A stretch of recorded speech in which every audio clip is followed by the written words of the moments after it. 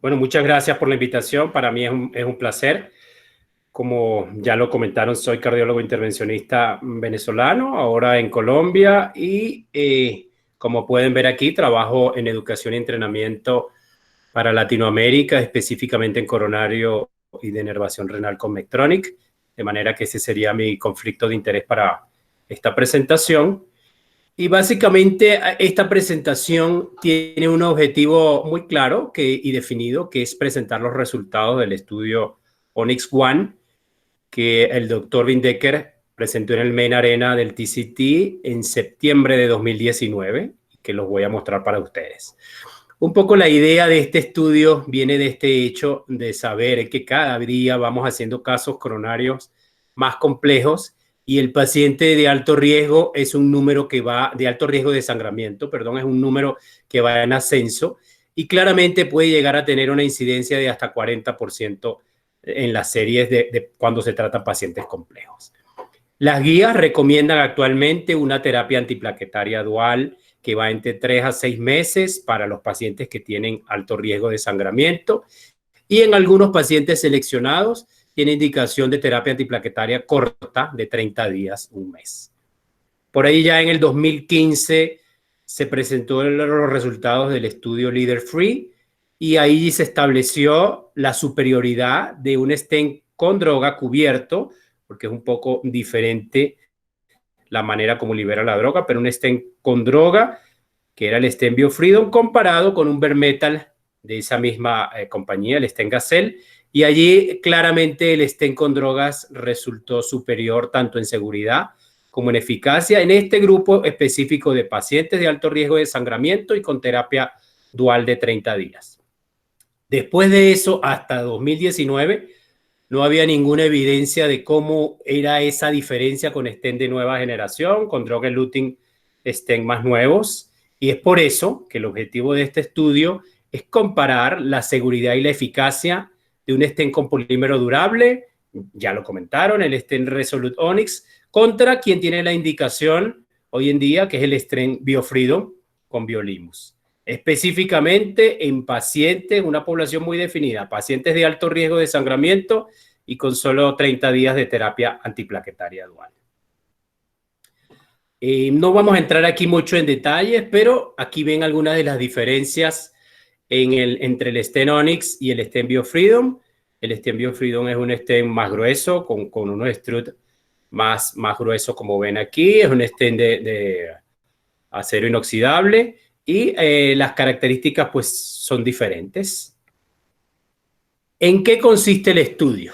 Aquí en un solo slide se ve resumidamente el tipo de estudio que es, las características de los pacientes, y repito una vez más, pacientes de alto riesgo de sangramiento, quienes se les realizaba una angioplastia, independientemente de si era en el contexto de un procedimiento electivo o se incluían también pacientes con síndrome coronario agudo. No había ninguna limitación en cuanto a las lesiones tratadas ni el número de vasos tratados, de manera que era un estudio que representa el real world, con una aleatorización 1 a 1, en el que el paciente o recibía un stent Onyx o recibía un stent BioFreedom.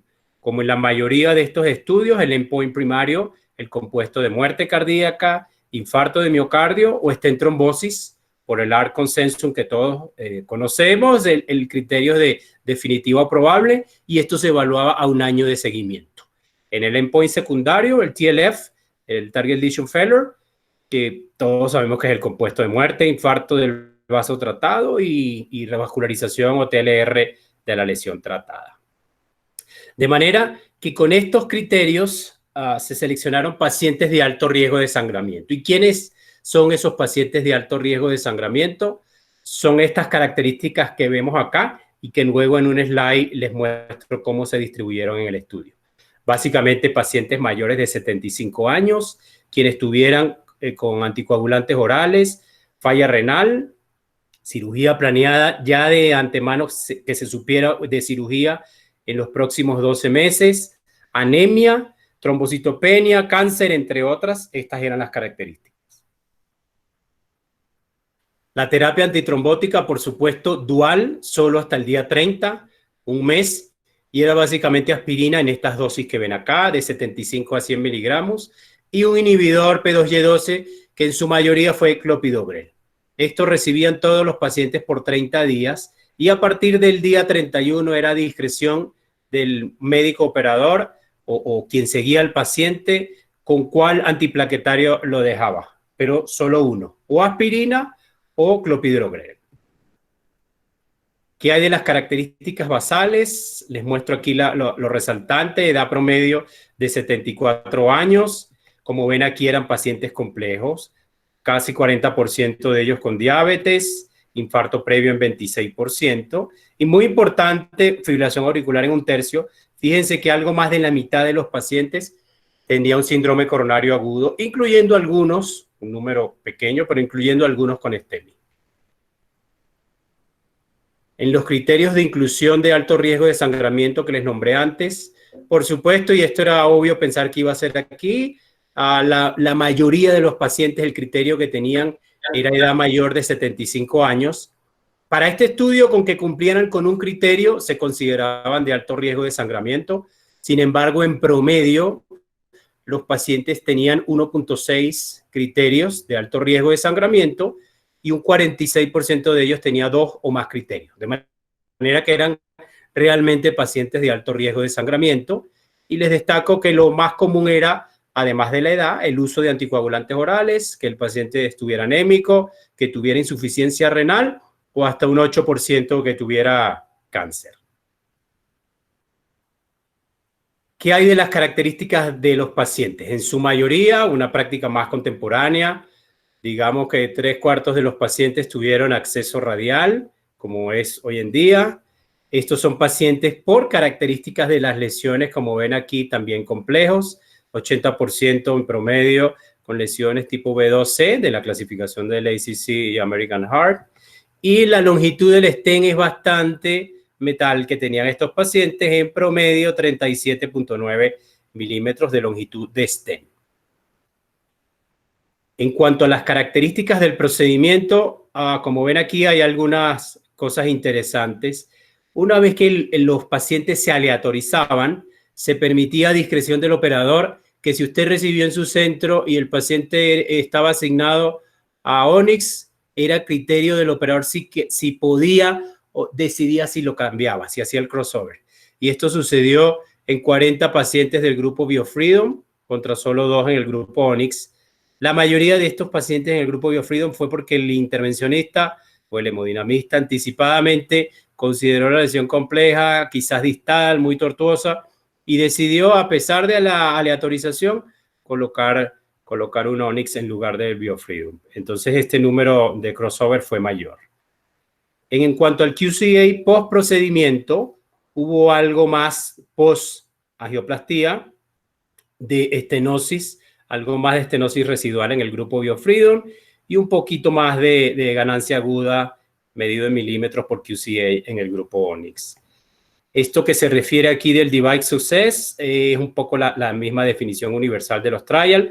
El éxito del dispositivo fue mayor en Onyx y tiene que ver con un criterio muy objetivo que era la evaluación post-procedimiento de una estenosis residual por QCA menor de 30% o 20% estimada visual, siempre con un flujo TIMI-3 y con el dispositivo asignado.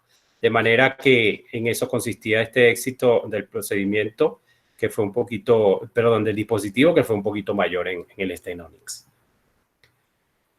Importante, después les comenté que la terapia antiplaquetaria dual era hasta 30 días, como ven en rojo dual, y una vez que se suspendía y quedaba con un solo antiagregante, el médico tenía la decisión. Fíjense que el 55.9% quedó con aspirina inmediatamente después y al cabo de un año algo más del 56% estaba con aspirina. De manera que estaba muy balanceado, pero aproximadamente la mitad de los pacientes tenía aspirina y la otra mitad clopidogrel, quizás un poquito más de aspirina. ¿Qué hay de los resultados? Este es un estudio que se diseñó con una muestra de 1,000 pacientes por grupo para demostrar no inferioridad y tenía que ver con el endpoint, como les comenté antes, de muerte cardíaca, infarto y stent trombosis. En el grupo BioFreedom, este compuesto fue de 16.9% y en el grupo Onyx fue de 17.1%. De manera que obviamente con un margen de no inferioridad de 4.1, pues aquí se cumplió. Entonces el objetivo de no inferioridad se logra por los resultados del endpoint primario de seguridad. Y fíjense aquí al analizarlo en la curva hasta un año, las curvas prácticamente están sobrepuestas en cuanto a muerte, infarto o stent trombosis, son similares, 17.3% a un año. Cuando vamos a los componentes del endpoint primario, fíjense que la mayoría, como es lógico pensar, fue por infarto. La definición de infarto fue infarto, la tercera definición universal de infarto, y fue alrededor de 15% y 13,5% a un año. Luego vamos a ver cómo se comportó eso al mes 1 y después del mes 1. Pero ese fue el mayor contribuyente al endpoint compuesto. Muerte cardíaca similar, sin diferencia estadística, 4.6 y 3.9, y un stent trombosis también sin diferencia, un poco mayor en BioFreedom, 2.2 contra 1.5, sin lograr una diferencia estadística. Les comenté algo de los infartos, y aquí se analizaban periprocedimiento y espontáneos, y cómo esto se dividía, se los muestro luego en un slide, hasta el día 30 y después del día 30. Fíjense que son similares, 9.4 contra 7.9 en el primer año los periprocedimientos. Es un número que puede parecer alto, pero hay que tener en cuenta que esta población incluía, como vieron en el primer slide, 52% de pacientes con síndrome coronario agudo. De manera que esas troponinas, todos lo sabemos, iban a estar elevadas al tomarse las muestras, ¿no? Fíjense a su lado derecho la trombosis definitivo probable del stent. Después de 30 días en amarillo es muy similar, 0.7 a cada stent. Los primeros 30 días en azul, fíjense que es menor en Onyx, 0.6 contra 1.3 en BioFreedom. Este es el resultado que les mostré antes, de 2.1 a un año contra 1.3. ¿Qué hay del análisis después de 30 días? Y fíjense que en este caso las curvas nos llevan hasta el día 30, terapia antiplaquetaria dual, y a partir del momento que el paciente queda con terapia antiplaquetaria con un solo antiagregante. El endpoint compuesto, 8.8 contra 7.5, sin diferencia estadísticamente significativa. Los infartos, una tendencia a ser menores en azul, que es el Onyx. Y la muerte cardíaca y el stent trombosis similar después del día 30. Ya para ir terminando, ¿cuál es la conclusión muy objetiva que se puede tener en base a esta data o a esta evidencia? Este es el primer estudio que compara un DES actual, seguramente no será el último, pero es el primero, contra un stent liberador de drogas como el BioFreedom, investigando la terapia antiplaquetaria dual a solo 30 días, un mes, en pacientes, como vieron, realmente, tanto complejos como realmente pacientes de alto riesgo de sangramiento. O sea, que son pacientes, esta combinación suele ser lo que vemos en el real world. Cuando el paciente es de alto riesgo de sangramiento, pero también tiene alto riesgo por el tipo de lesión que tiene, es donde viene el reto, ¿no?